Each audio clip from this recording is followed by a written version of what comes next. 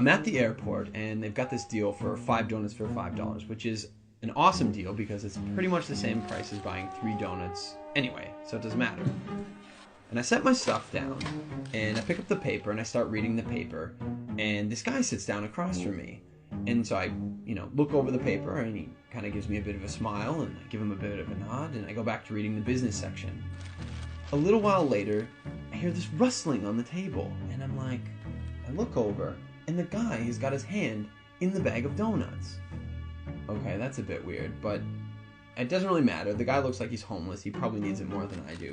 And I've still got 4 donuts anyways, and I'm not going to eat all 4 donuts, so what do I care? So I reach in the bag, and I grab a donut, and I start eating it. And I go back to reading the paper.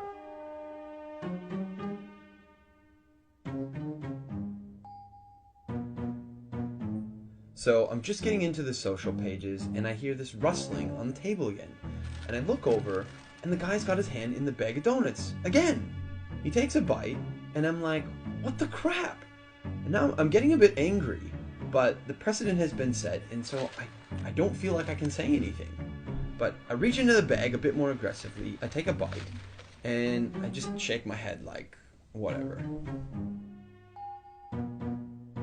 So a few minutes have gone by, and there's this call on the loudspeaker for the next departure, and the guy gets up and he starts gathering up all his stuff, and he gets to the end of the table and he stops, and I see him out of the corner of my eye, and he reaches into the bag and he pulls out the last donut, and I'm like, seriously?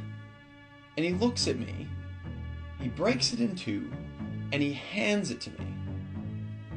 I reach out and I take this half, and I'm in total disbelief, and he kind of nods at me and he walks off.